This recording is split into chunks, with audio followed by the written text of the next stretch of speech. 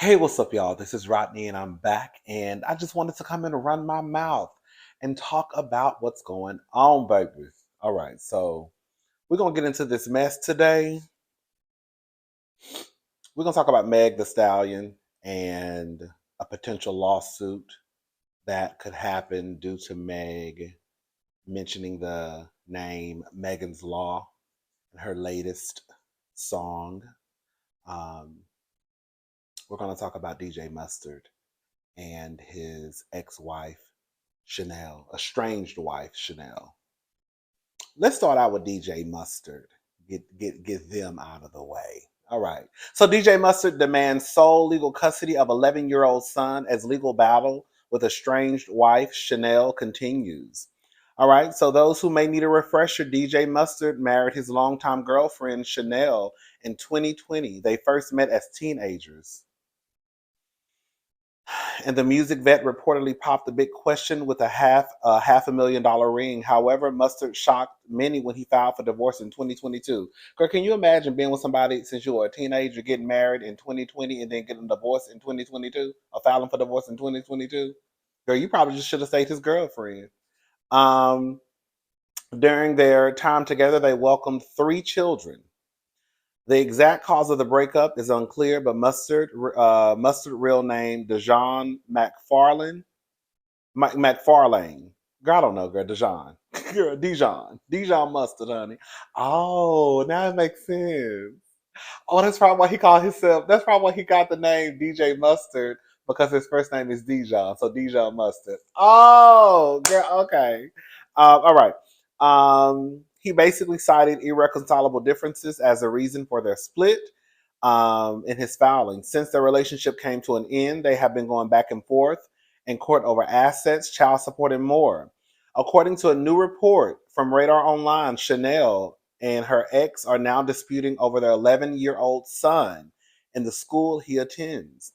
Mustard has reportedly requested that the court amend the current custody order in place and give him sole legal custody of their oldest son. At the moment, they share legal custody of the 3 children. Mustard's request was allegedly prompted by the fact that he wants their first son to switch schools. The Perfect 10 producer said he objected to the public school Chanel enrolled their son in because of its low ratings. He suggested a different public school for their children to attend, noting suggestions from educational professionals to place the preteen in a private school once his grades improve. However, when he informed Chanel of his thought process, she was allegedly defensive and refused to listen to the advice Mustard received. According to Mustard, Chanel is treating the situation like a contest that she must win at all cost. So this is my thing.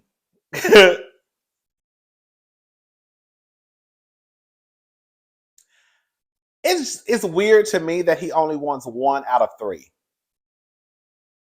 It would be one thing if he was saying, I want all 3 of my children because the mother is unfit, she's a mess, girl, she's trash, whatever.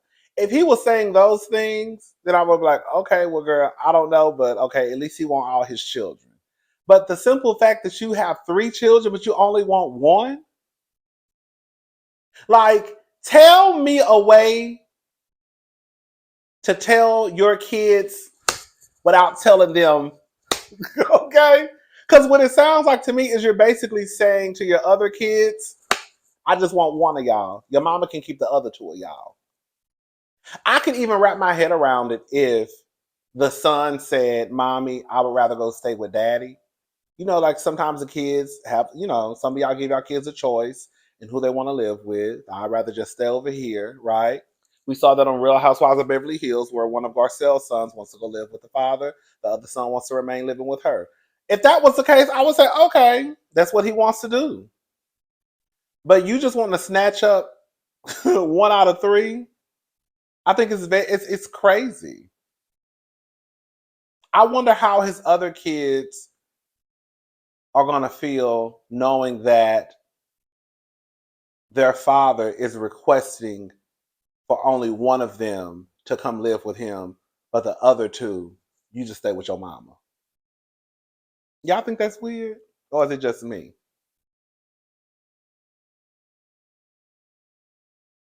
I mean, you know, another thing that's crazy too is how one day you can be in love and the next day, honey, girl, y'all at each other's throats.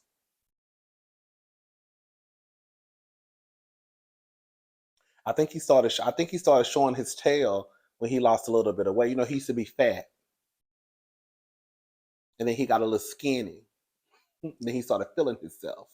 At least that's the story. At least that's the story I done made up in my head. When your big ass was wobbling around here, a size 44, girl, a size 40, 29. Okay? Is he short? He just gave me like he's short. Girl, he gave me like he was a 44 in the waist, girl, 29 in length. Girl, and then nobody wants your big ass except for her, right? Now you know when it got now you know when it got your stomach cut in half, girl, got that gastric bypass, whatever it's called, girl, that got your stomach cut, that lost a little bit of weight, girl, that got you some Ozempic, and all of a sudden, girl, you think you're too good to be with your wife. Oh, miracle. Oh, girl. Anyways, child. Hopefully they can figure it out. It sounds like a mess over there. All right, y'all. Girl, he should ask for all three kids. I'm sorry. If you gonna try to snatch up the children, snatch up all the children. What if Chanel was like, well, I only want two. Like if the shoe the shoe was on the other foot, and Chanel was doing the same thing, we would call her a trifling mama for only requesting one out of three of her children. We would call her trifling tied and through. I just need to know where is this coming from. Oh, girl, I almost started playing the song. All right, y'all. So listen to this. So y'all know Meg Thee Stallion came out with a song the other day. It was a diss record aimed at many people. Um, as they say, a hit dog will holler. The only person that really got their panties up in a bunch was Onika. Nobody else responded. It was one line that Meg Thee Stallion said. These hoes don't be mad at Megan. They be mad at Megan's Law. A lot of us did not know what Megan's Law was. I personally thought that it was just a play on her name. Like I run this, you know what I'm saying? Y'all just mad because I'm that girl. And then somebody had mentioned something about Megan's Law in the comments. And then I went to Google. You know, you got to Google stuff. So I went to Google, and that's when I was like, I said, oh. Oh. Oh. Oh wee, oh wee, oh wee, oh wee. All right.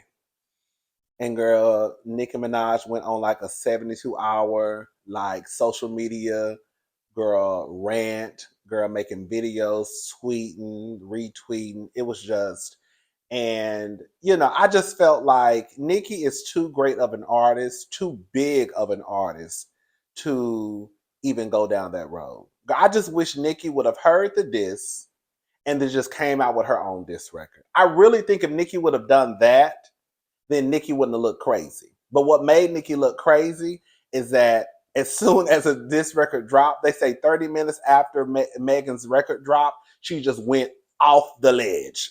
Girl. And she didn't stop. Instead of just saying, oh, I got your number, Helfer. Let me go in here and write my little stuff. And then just release it. I think that would have been a better look. Anyways, so I'm not even gonna get into Moniece Slaughter, but Moniece from Love and I'm not going. I, I'm just gonna mention her name. Moniece came out and basically was saying how um, if she was one of the family members, she would sue Megan basically for like emotional distress because she's mentioning their kid's name basically like in a rap beef. And you know basically hearing their child's name could bring up all types of emotions. I'm paraphrasing, but that's what Moniece from Love and Moniece was on Love in Hip Hop Hollywood. She has a son with Lil Fizz. She called him Lil Fizzle Pop. Good, shout out to Lil Fizzle Pop. Lil Fizz from B2K. So this is according to the neighborhood talk. Oop, family of Megan Kanka considering taking legal action against Megan Thee Stallion over Megan's Law bar. Claims it's disrespectful to use her name in such a graphic manner. First of all, that she didn't use your daughter's name in a graphic manner. If we're gonna tell the truth, we're gonna tell the truth. Now you could be upset because she used your name in a rap beef, but to sit here and say, "Oh, she used it in a graphic manner," neighbors, it looks like the Stallions Megan's law bar isn't sitting so well with Richard Kanka. Richard is the father of Megan, who was unalived in the 90s by a girl. I'm not reading all of this. Basically, the daughter was unalived in the 90s by a man. Um, Although Megan's bar was a dig at Nicki Minaj's husband, Kenneth Petty, Richard wasn't too happy. Girl, y'all keep talking about it was aimed at Kenneth Petty. It could have been aimed at her brother too. Okay. Richard wasn't too happy about his daughter's name being mixed in with her drama. In a statement to TMZ, he said having his daughter's name into this expletive riddled song aimed at Nicki is as disrespectful as it gets. He says he does agree that it shed light on the law, but still feels like it was done in a disrespectful manner. Per the report, Hmm. Richard says using her name in such a graphic, offensive manner was highly offensive to the pain his daughter and family felt. And while he says he hasn't heard the track with his own two ears, so you mad about something you ain't even heard, girl. So you giving out statements, girl, wanting to possibly sue people over something that you ain't even heard. All right. Um, he hasn't heard the track with his own two ears just yet. He has read the lyrics, and it's still a no go for him. He is considering looking into legal actions to see if MTS took it too far. First of all, the people say allegedly that Richard is a racist who doesn't like rap music. So they've been saying that this is probably partly due to that and not because he's just so distraught about hearing Megan's Law mentioned in the song. I just want to read something really fast and then we're going to go on. I'm not going to read I'm not going to read all of this, but I'm going to put the link in the description box if you want to read it yourself. So this is according to the Business Insider. 10 federal US laws that are named after real people and the shocking stories behind them.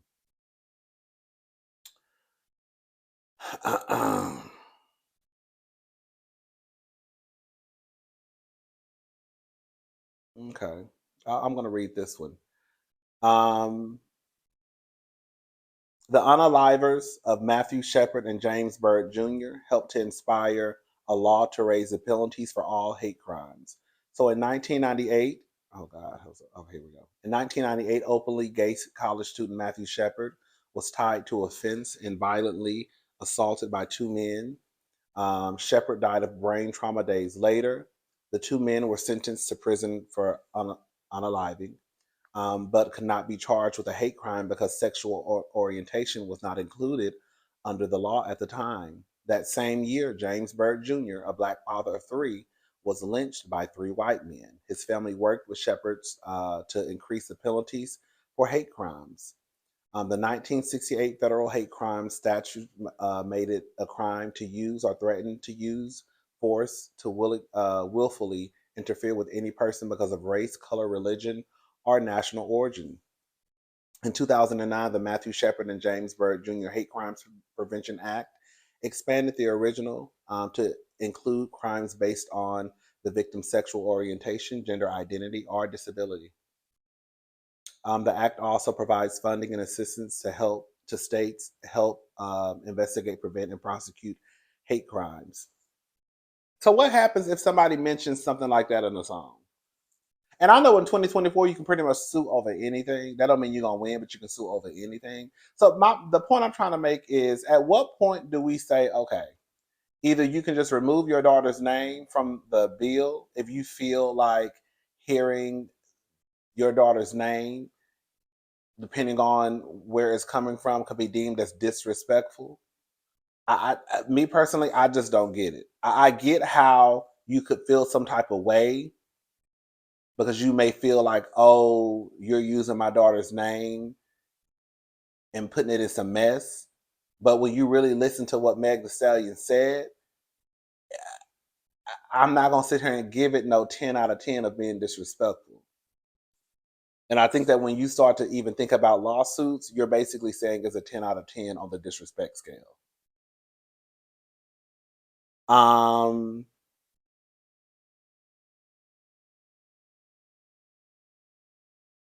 Amber Alerts are named after Amber Hagerman. So in 1996, a 9-year-old Amber Hagerman was kidnapped while riding her bicycle in Arlington, Texas, and was brutally unalived. A mother in the area, Diane Simone, who had been following the publicized case, called the radio station asking if alerts could go out for missing children the way they did for the National Weather System. Dallas Fort Worth broadcasters and local police took the idea to develop an early warning system to help find missing children.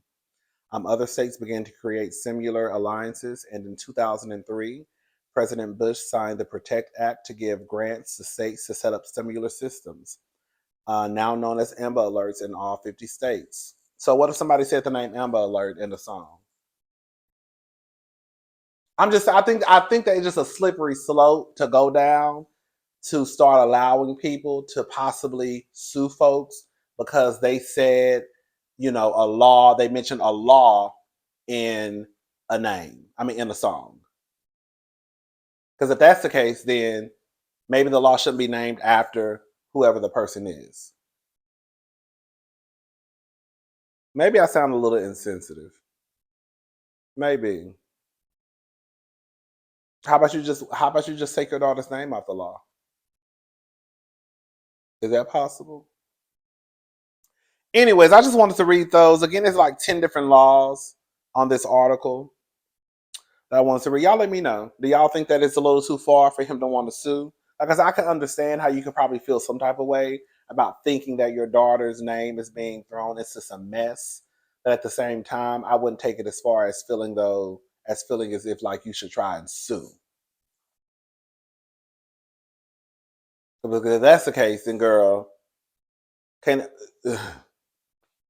y'all and on some real shit, a lot of the laws that are in place that have to do with something like this, they probably came at the hands of something very unfortunate and a tragedy. So these laws that are in place and they're named after these people, it wasn't because, it was probably because something bad happened. You know what I'm saying? Y'all let me know what y'all think. All right, y'all. What else? Oh, baby, listen to this. Listen to this. So Gail King says a man once asked for a $4,000 loan to handle child support issues after 2 months of dating. He paid me back, but it didn't feel the same. Girl, listen to this. So famed media personality Gayle King recently opened up about her journey to find love again, and shared an interesting dating experience that seemingly left her uncomfortable. Gayle King, 69, told the story during her recent sit down with the Pivot podcast hosts Ryan Clark, Fred Taylor, and Channing Crowder. The group was speaking on the topic of dating, which prompted the award winning broadcaster to explain the cringe story. She stated during the conversation, I went on a date. I was really excited. We'd gone out maybe 2 months, and then he said he really needed to talk to me. He wanted to have a private conversation. He said, do you think you could lend me $4,000? I'm like, oh God. Adding about her BFF Oprah Winfrey. You know what Oprah said? God, I would have felt better if he said 40,000. On some real shit for real. I mean, I'm saying their shoes. In my shoes, don't ask me for 40. I'm still pissed off about that nigga. I let borrow $80 way back, girl, in the 99 and the 2000s. Okay, girl, still pissed off at that $80. I ain't let a nigga borrow money ever since then. I let a nigga borrow $80. I think I was 20. How old was I? I was young. I think I was 22. I was young, somewhere around there. No, I probably was. I can't remember. 23. I can't remember. I know I wasn't 25. I was young. I know I was in my 20s though, and I was talking to this guy, and he asked me could he borrow $80 because his lights got turned off and he needed them turned back on, and I said yeah, and he told me he was gonna pay me back. I think he said the next week. Honey girl, it's 2024, bitch. I still ain't got my $80. Okay. So, anyways, girl, but Oprah said, girl, 4,000, girl, give him that $4,000 and tell him don't take you no more. Okay. King went on to share how the situation warped her perspective of the individual, especially upon finding out what he needed the hefty loan for. I was so crushed because he was somebody who was making, six figures, successful. And first of all, let me say something. When she said six figures, I don't think she meant like 100,000. I'm thinking in my head, at least, girl, 625. That's what I told myself. Um, he said, I'm sorry. I was so crushed because he was somebody who was making, six figures, successful.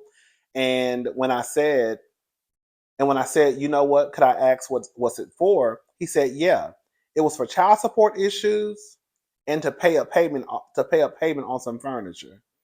Girl.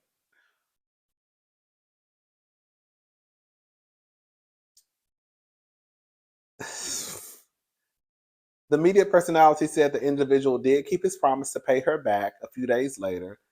So he paid her back. He said, I'll pay you back next Thursday. And she did say he paid her back. Um, but she said after that, it just wasn't the same. He did pay back, but I didn't feel the same. It just changed the relationship for me. And then King went on to answer the question that she was originally asked that kicked off the discussion, making it clear that even for her, dating is difficult.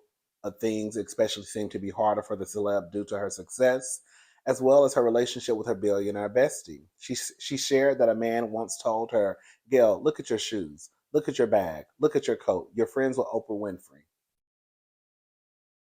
And you should have told him, girl, look at it. Look back at it, bitch. Because I know you don't think I'm about to change up my lifestyle because these niggas can't keep up. Let me tell you something. If Gail is going through this at 70 years old, it's no tea, no shade. Gail ain't got that much time left on earth. Okay, Gail is 70. Gail is not 17. She not 27. She not 37. She not 47. She not 57. She not well, she's 69. Girl, okay? So Gail is 70, still going through bullshit with these niggas. I don't know if the man was black or white, Asian, I don't know. Can you imagine a man at 70 years old coming to ask you to borrow $4,000? Girl, this ain't your husband. This ain't your. This just a nigga who you date, who you've been dating for a couple of months. Probably ain't never even had sex. And if you did, girl, you asking me for $4,000 after 2 months of dating. And then when I ask you, can I ask you what it's for? You tell me child support. How old was this nigga, Gail? How old was this man that was asking you to borrow $4,000? You're 69. What he got going on when he needs to borrow $4,000 from you at y'all big ass age to pay off child support bills?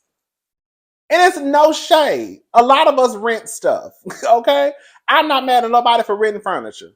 But girl, I do think it's weird when I look at someone like Gail and the men that she would have access to, and you're talking to a man who basically saying, girl, I need to pay my rent or send a furniture bill. You're what? Does that make sense what I'm saying? Like, that shit that we would probably do. But I wouldn't expect Gail to be dealing with a man who basically gotta pay off his furniture note. I wouldn't think that Gail is dealing with a man at her big ass age who's still worrying about child support. Oh baby, you gotta go. I'm sorry. Nigga, I don't even know you like that, honestly. 2 months? And you already asking for money? And you talking about child support? And you talking about you trying to pay off some furniture? Oh baby, girl. Girl, what my purse at? All right. It was nice knowing you. It was nice meeting you. You gonna call me? Uh-huh. Yeah, I'm gonna call you. I'm gonna call you. I'm gonna call you tomorrow. And you grab your phone and you start blocking his shit. Okay? And blocking him from all social media, okay? I ain't got time for it. Bitch, I'm too old for this. Bitch, I'm 70. I'm not going through nothing with no nigga at 70 years old. You're asking me for money. Oh, we only been dating for 2 months. Nigga, you are not my man. Okay, you are not my man. Bitch, you act like we've been together for 20 years. And you need a little money. You done got laid off from your job or some shit like that. Nigga, 2 months? Girl. Anyways, child. I'm gone. Shout out to Gayle King. I'll talk to y'all later. Y'all have a good day. Bye, y'all.